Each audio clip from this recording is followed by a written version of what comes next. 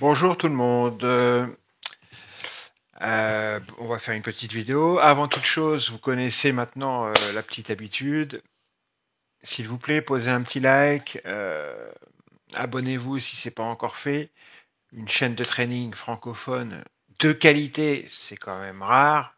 Donc faut s'abonner. S'il y en a une à laquelle faut s'abonner, je pense que c'est la mienne. S'il vous plaît. Et posez un petit commentaire à la fin de la vidéo. C'est toujours sympa et ça aide pour le référencement.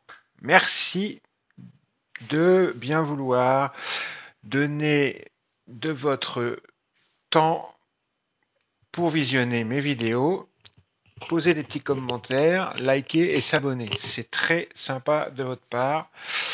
Et en retour, je vous donne des informations qui, j'espère, aideront. Alors, aujourd'hui, j'en profite parce que c'était le début du mois, lundi. C'était le premier jour du mois, lundi. J'attendais que ça tabasse. Ça a tabassé moyen, mais c'est le lendemain, c'est hier en fait que ça a tabassé. Euh, et je vais en profiter pour faire une vidéo sur les breakouts. Euh, comment différencier un vrai d'un faux breakout avec l'order flow, avec le footprint et bookmap. Alors on va survoler, je vais vous donner juste les petites astuces de base, mais déjà c'est déjà ça. Alors c'est là où je veux en venir, c'est que hier ça a tabassé. Il y a eu une news à 16 heures, peu importe laquelle, c'est par rapport à l'emploi, qui a été meilleure qu'attendu. Et ça a fait remonter les taux et les indices ont été tabassés. Les indices se sont fait vendre, comme d'habitude, à chaque fois dans ce genre de situation. Je vous rappelle que c'est catastrophique. Les taux, la courbe des taux s'est inversée. Les taux à 10 ans sont inférieurs aux taux à 3 mois. Bon, donc c'est très mauvais. Ça prouve que les financiers, les investisseurs, les banquiers de ça s'attendent à une récession. Euh, bon, peu importe. Hier, la mauvaise pioche, c'est le rapport Jolt, hein. C'est comme ça que ça s'appelle, je crois. C'est un truc sur les offres d'emploi et tout. Bien meilleur que prévu. Celui d'avant, révisé à la hausse. Bam, à 16 heures, ça casse. Alors, c'était intéressant parce que justement, j'attendais ça la veille, moi, au premier jour du mois. Le premier jour du mois, c'est toujours intéressant. Parce que, et même la semaine dernière, je surveillais beaucoup ce point. J'avais fait une photo dans Discord pour montrer la configuration du volume profile à cet endroit-là. Les 4300 et les 4278. Alors, c'était surtout les 4300. Je vais vous montrer. Je vais sortir Epic Pen. Parce que les 4300, alors, en fait, pour moi, il y avait une poche à stop entre 4300, à partir de 4300 et jusqu'à 4000, en dessous même de 4278, il y avait des stops. Donc c'est vraiment, vous voyez, c'est une grosse poche à stop. Je vais vous la dessiner sur le graphique, ça va être plus simple. Je vais enlever les niveaux pour qu'on s'y voie un peu mieux. Voilà. Regardez, déjà la semaine dernière, et au début de semaine, là, et fin de semaine dernière, enfin semaine dernière, on a eu, on a on voyait déjà sur les 4300, 4300 c'est ici, hein, qu'il y avait énormément de volume. Et on avait plein d'impacts. Regardez, si je vous les entoure et qu'après regardez cet impact-là, regardez celui-là, regardez cela, regardez celui-là, regardez celui-là, celui-là, celui-là, regardez celui-là. Et ensuite, si je les prolonge, ces impacts-là, vous voyez, ça va toujours autour des 4300. Vous voyez, toujours. Hop, c'est les deux là. Tac. Celui-ci. Tac. Donc, énormément d'impact dans cette zone-là. Et preuve en est, on a un volume profile qui commence à faire un magnifique pic. Alors on en a déjà un ici, mais vraiment c'est celui-ci, c'est celui du dessous qui m'intéressait parce que je savais, et on commence à en avoir un beau ici aussi, que en dessous des 4300, ici, il y avait des stops. Ça c'est une certitude. Ça c'était la semaine dernière. Vous voyez, on était mardi, mercredi, jeudi et vendredi. Donc la semaine dernière, les 4300, c'était vraiment le point. J'attendais que ça casse. Je me suis dit, ça cassera peut-être en début de semaine prochaine, le premier jour du mois par exemple. Ça a été le deuxième jour du mois. C'était hier, en fait, que ça a cassé. Mais voilà, le contexte, la structure du terrain et le contexte, c'est ça. Donc avec une énorme poche à stop en dessous, mais vraiment énorme. Bah oui, parce qu'il y a eu énormément de volume exécuté ici, également ici et également ici. On a les 4300 qui sont là, et on a les bas de jeudi qu'on frappé ici sur les 4278. Je vous les mets ici, d'accord? Aux alentours des 4278, 4280. Et là, on a les 4300 qui sont ici. Voilà. Donc, il y a des stops, et on va les mettre dans une autre couleur, les stops, on va les mettre en vert. Il y a des stops.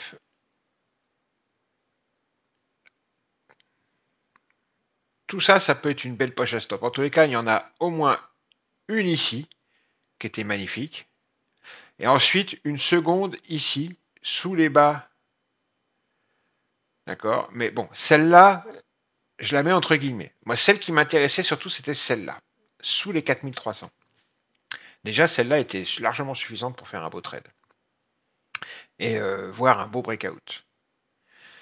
Donc, c'est hier, après le rapport Jolt, à 16h, qu'on est parti plein pot et qu'on a cassé d'abord les 4300 et ensuite on a été cassé les 4278.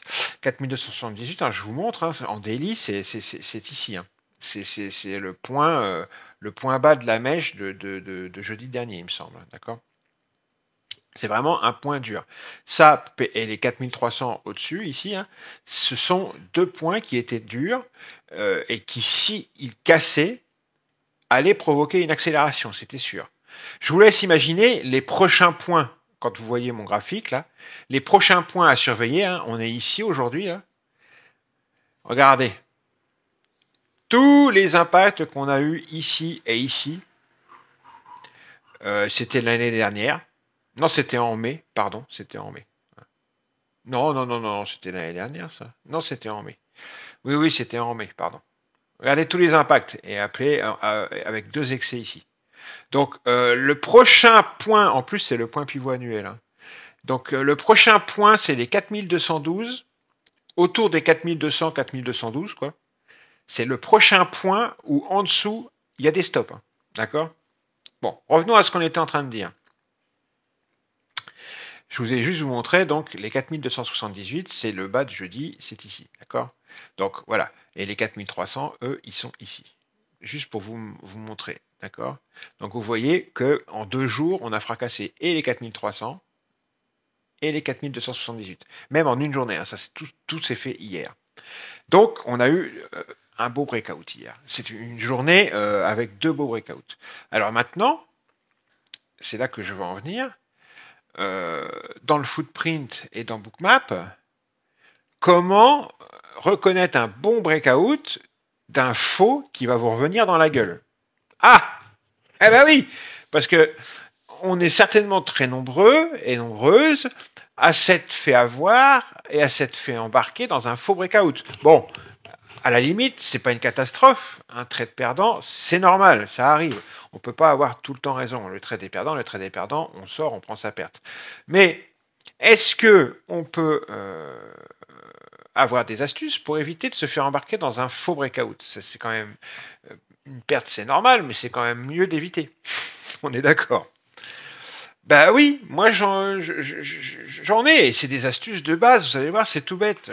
On va regarder le footprint et puis on va regarder Bookmap, qui est un carnet d'ordre. Alors ça sera la même réflexion pour un carnet, mais ça sera plus compliqué à visualiser dans un carnet d'ordre classique, puisque Bookmap garde l'historique du tracé.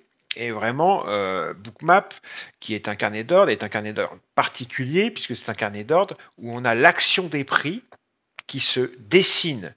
Et sur cette action des prix, on a les ordres au marché qui frappent, qui se dessinent également. Et on a autour, sur la map, autour de cette action des prix et de ces ordres de marché, on a les ordres limites qui interagissent avec cette action des prix et ces ordres de marché. Donc vraiment, Bookmap, on a de manière très visuelle le contexte des choses, de l'action des prix et de l'order flow instantané qui se déroule sous nos yeux. Vraiment, on voit tout de suite ce qui se passe et on comprend tout de suite ce qui se passe. Donc, c'est l'avantage. C'est pour ça que quand je vous dis dans un carnet classique, ça va être plus compliqué à voir, c'est moins visuel quand on n'a pas l'habitude. C'est ça que je veux dire, dans un carnet et un tape. Il vaut mieux avoir une map, une bonne map. La meilleure, c'est Bookmap. Alors, on va regarder un petit peu ce qui s'est passé à 4 heures hier au niveau du footprint. Et quelle est l'astuce Les astuces, quelles sont les petites astuces que je regarde dans le footprint et ensuite on regardera dans Bookmap. Quand il y a des breakouts et des accélérations. Alors, on va regarder le footprint pour commencer et après on regardera Bookmap. On va agrandir ça. On va se mettre un footprint. Alors, il y a différentes façons de représenter le footprint. Euh, Moi, ce que je voudrais que vous compreniez dans les accélérations et dans les breakouts, c'est que ce qu'on va vouloir observer, déjà, en plus du footprint, déjà, il faut toujours que vous ayez vos statistiques en dessous. Au moins le delta et le volume. Ce qu'il y a ici en dessous. Là. Au moins, là, le minimum, c'est le delta et le volume. D'accord? Parce que dans une accélération qui va précéder un break et durant le break, on veut voir de la conviction, on veut voir des volumes. D'accord? Donc là, c'était hier à 16 heures. On a un footprint que j'ai représenté, c'est du 5 minutes tout simple, que j'ai représenté en delta. Ce ne sont que les deltas. C'est juste pour vous montrer la différence entre la morphologie d'un break et la morphologie d'une action des prix normale, d'une action des prix où il y a du business en haut, en bas, two-way trade on appelle ça, c'est-à-dire on achète et on vend de manière égale, tout le monde est content, ça fait des belles courbes de Gauss, d'accord, il n'y a pas d'agression plus d'un côté que d'un autre. Comme là, par exemple, vous voyez, sur des bougies comme celle-ci, vous voyez, où il y a du volume, on a des bulles de volume, d'accord? Vous voyez, on voit que ça trade, ok? Ça trade. On a des histogrammes, on a des gros volumes. On le voit aussi de manière numérique, hein, on a fait on a des gros delta et des gros volumes, ok? Donc ça, c'est pas du tout ce qu'on veut voir lors d'une accélération qui précède un break ou durant un break. Nous, ce qu'on veut voir durant un break, c'est l'inverse. On veut voir beaucoup de volume, ça, on est d'accord. Regardez, les volumes, ils explosent durant l'accélération. On a 76 000 contrats qui ont été tradés, c'est le SP500. Alors que sur la bougie d'avant, on n'a eu que 18 000. Enfin, en tous les cas, vous voyez comme ça explose par rapport aux bougies précédentes. Et on a le delta qui est à moins 5 000 alors qu'on était à moins 81 avant et même à celle encore d'avant, on était positif. Donc ça, d'accord. Que les deltas explosent dans le sens vendeur, si c'est un break par le sud, ou dans le sens acheteur si c'est un break par le haut, que les deltas explosent, c'est normal. Et que les volumes explosent aussi. Par contre, il faut que ça explose d'une certaine manière dans la morphologie du footprint. Nous, on ne veut pas voir d'hésitation. On ne veut pas voir de volume compressé dans une zone. On veut les voir étalés, vous voyez ce que je veux dire? Est-ce que vous comprenez ce que je veux dire? On ne veut pas voir de business se faire, de va-et-vient se faire, on ne veut pas voir d'hésitation. On veut que ça tabasse. C'est pour ça que le footprint, il faut qu'il soit ce qu'on appelle fin, thin. Vous voyez? ça accélère, ça agresse le marché, on n'a pas le temps de s'arrêter, on n'a pas le temps de faire du business, on trace sa route. Il y a très peu de volume de fait, parfois même il n'y a rien qui frappe, ça sweep, ça balaye, d'accord. C'est dans une accélération, c'est ça qu'on veut voir, notamment dans une accélération qui va précéder un break et durant le break. Vous voyez, ça c'est le départ du break à 16 heures. Vous voyez, ça accélère. Vous voyez la minceur des deltas. Les deltas sont vendeurs, c'est vendeur, mais ils sont minuscules. Ça n'a pas le temps de s'arrêter, ça trace. Plus on arrive vers le bas de la bougie, plus ça commence à s'agrandir, parce que plus ça commence à hésiter, ça commence à ralentir. Mais après, ça va repartir. D'accord? Et c'est ça qu'on veut voir. On veut voir aucune hésitation. On veut voir des gros volumes, certes, mais dans la morphologie dans la manière dont ils s'inscrivent dans la bougie et sur le footprint, on ne veut pas qu'il y ait de niveau où ça hésite. On veut qu'ils s'inscrivent, les volumes, sur une grande plage, sur une grande amplitude. On veut que ça casse fort. Vous voyez ce que je veux dire? Ça, c'est le signe, c'est le pré-signal d'un break qui sent bon. D'accord? Première astuce, ça, et les statistiques en dessous, où on veut que ça explose au niveau des deltas et des volumes, on veut que ça explose. D'accord? S'il n'y a pas ça, c'est pas bon. Ok? Ensuite, on veut ce qu'on appelle les traders qui tradaient au carnet classique et au time and sells au tape classique, le tape trading, ils appelaient ça du suivi. On veut du suivi, c'est-à-dire qu'on veut en fait, c'est de la conviction dans le suivi. On veut voir des gens qui suivent ce qui est en train de se passer. C'est-à-dire des gens qui entrent. On veut que le mouvement qui vient d'être engagé, on veut que les volumes qui viennent de déferler incitent les autres à rentrer et on veut voir les autres rentrer. On veut que ça rentre, on veut qu'il y ait du suivi. On veut pas, toujours pareil, on veut pas d'hésitation. Ce qu'on veut surtout pas voir, c'est de l'absorption en fin de compte. D'accord? Dans le cas d'un break, l'absorption, c'est l'ennemi numéro un. Ok? Regardez. Donc là, on est sur les 4300, les fameux 4300, ici, qui sont l'objet de toute mon attention depuis la semaine dernière. Ils sont là. D'accord? Donc là, on les casse exactement et on engage la cassure exactement de la bonne manière. Accélération franche et nette avec de la conviction. D'accord? Et du suivi. D'accord? Avec des volumes et un delta qui explosent. Donc c'est parfait. La cassure sent bon. Ensuite, ce qu'on veut, c'est pas se faire avoir dans un faux breakout. Donc, il peut y avoir un retour, un retest. Ça, il y en aura souvent, même des retests. Mais lors de ce retest, on ne veut pas voir une reprise du camp adverse. On veut voir, au contraire, le camp adverse se prendre, à chaque fois qu'il y a un petit overlap, un petit retracement, se prendre une petite tape. Ah non, non, vous revenez pas, on retourne, allez.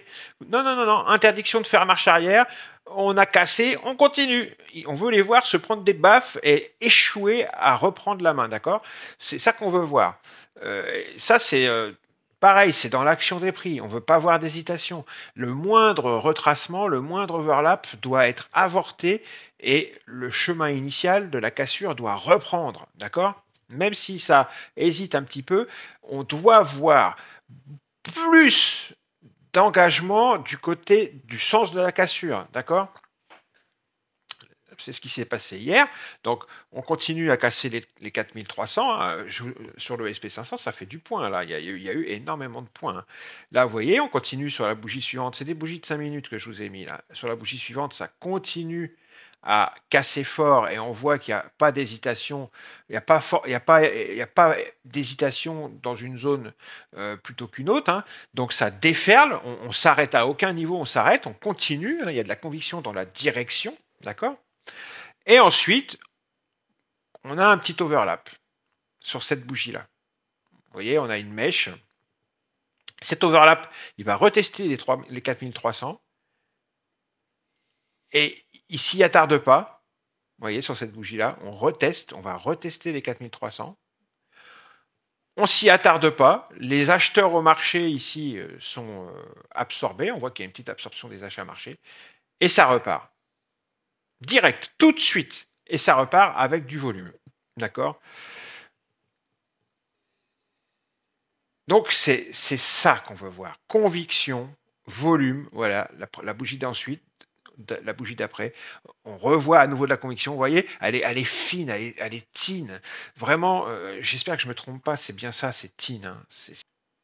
C'est fin, c'est mince. Voilà, c'est ça que la bougie est mince. Les deltas sont minces. Ça ne s'attarde à aucun niveau, ça tabasse. On donne tic, on s'attarde pas, on frappe, on frappe, on frappe, on frappe, on frappe, on frappe. C'est ça qu'on veut voir. Voilà un vrai breakout. Un breakout avorté, on verrait de l'hésitation. D'accord? On verrait de l'absorption. Trop d'hésitation, trop d'absorption, breakout qui sent mauvais. Ok? Ensuite, on a été cassé les 4278. C'est à ce moment-là, on a tergiversé justement au niveau de ces 4278 un petit peu. Justement, les 4278 sont là.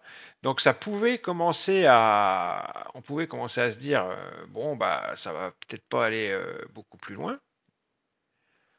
Mais dans cette hésitation, on remarque, et on va le voir dans Bookmap encore mieux, que l'action des prix, et après ça repart, l'action des prix s'épuise.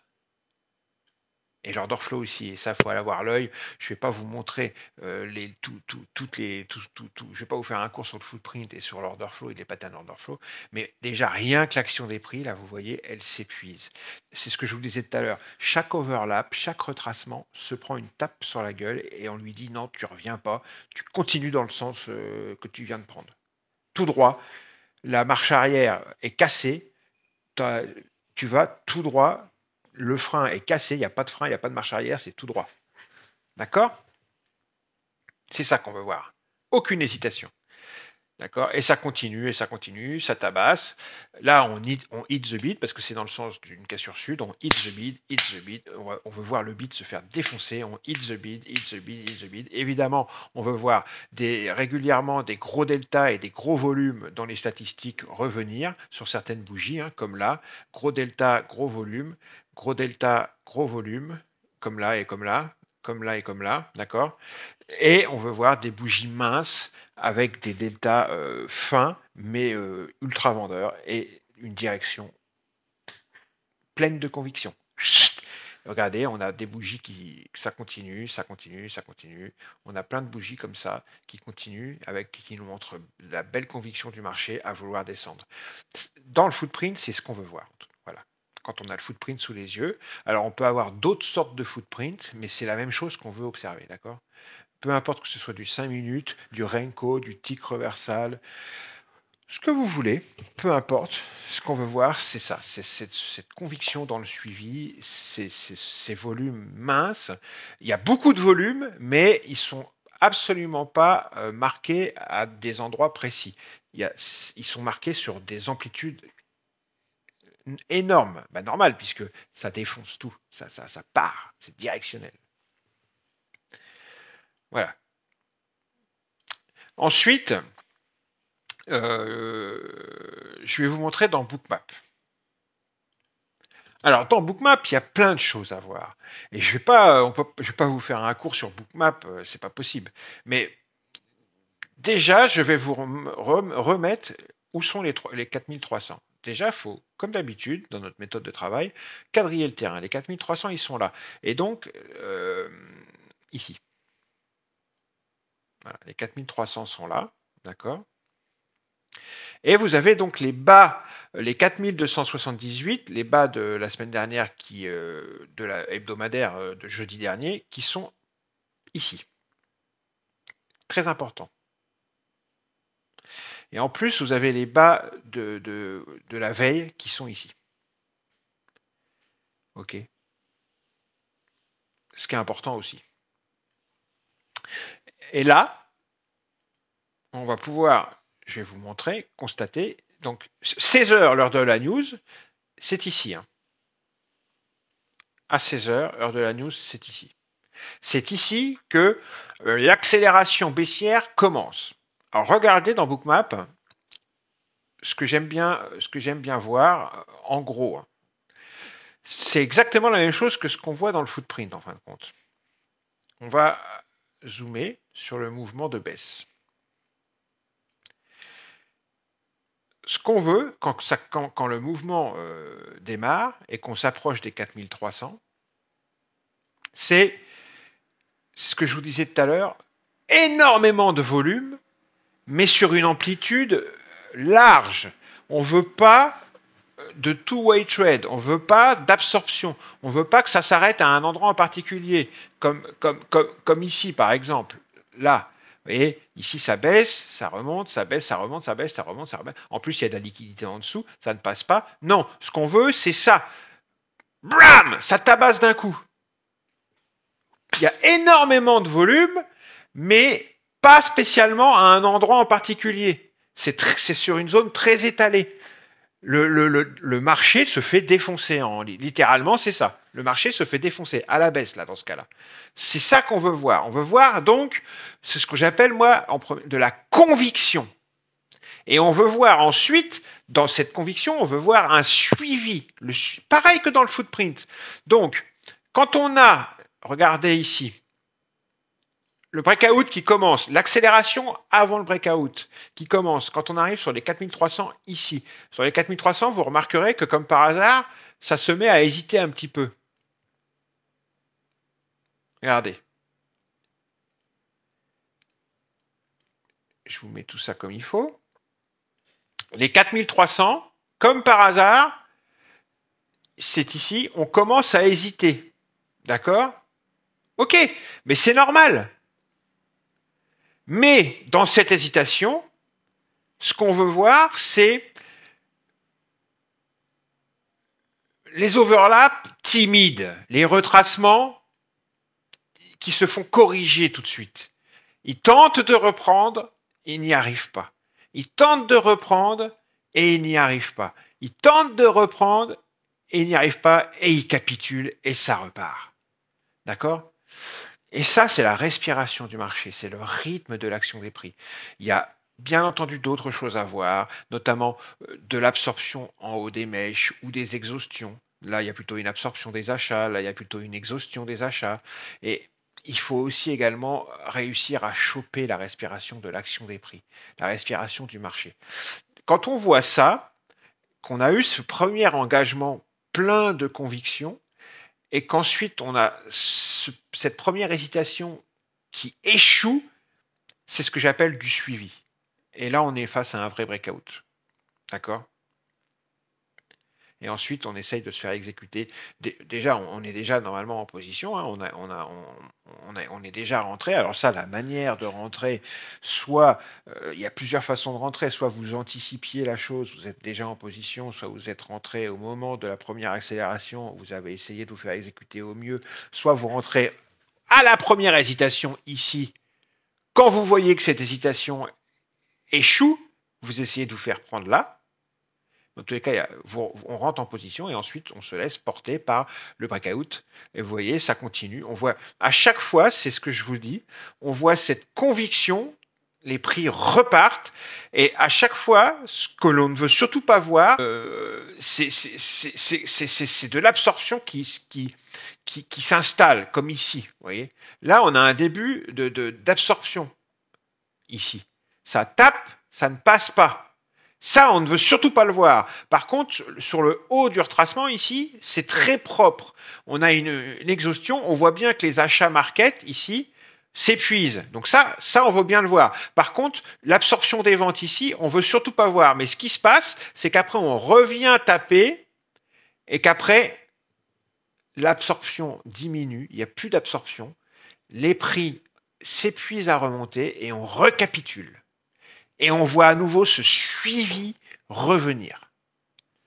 Et dans l'order flow, dans les ordres marché, et dans l'action des prix, et également dans les ordres limites qui ne se rechargent pas au niveau des acheteurs dans le carnet, et qui laissent passer, et qui se font défoncer par les ventes au marché.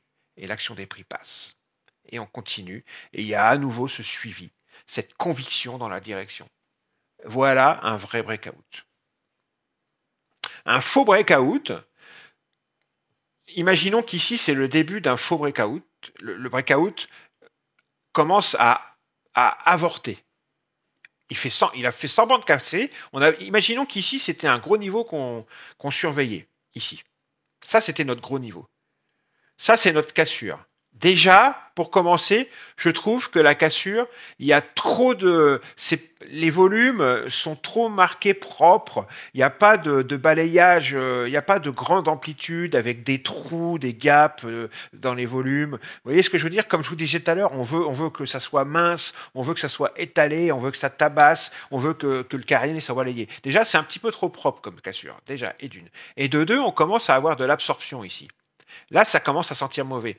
Et cette cassure du niveau, là, elle commence à sentir mauvais. Et quand on revient comme ça, si jamais vous commencez à voir qu'on reprend le niveau, qu'on repasse au-dessus, et qu'au lieu d'hésiter et de s'épuiser à remonter, les prix échouent et repartent en bas, au lieu de ça, si vous commencez à voir que ça commence à tergiverser ici, qu'il commence à y avoir du business ici, comme ça, et qu'on a repris le niveau, ça sent mauvais. Ça sent le faux breakout. D'accord? Ok? Faut pas d'hésitation. Faut de la conviction. Dans un vrai breakout, le secret, c'est direction, conviction. Suivi dans la conviction et dans la direction. Gros volume, gros delta, mais étalé. D'accord? Je pense que vous avez compris. Je vous laisse là-dessus. J'espère que ça aide. J'espère que c'est intéressant. Sinon, n'hésitez pas à me dire dans les commentaires s'il y a quelque chose qui cloche, que si c'est pas compréhensible ou si c'est pas intéressant. Dites-moi si vous préférez que je fasse des choses plus compliquées ou moins compliquées. Allez, c'est parti. N'oubliez pas de liker, de vous abonner et si vous voulez vous former, n'hésitez pas à me contacter. Tout est sous la vidéo en description. Il y a mon mail et tout ça. Ciao, bisous.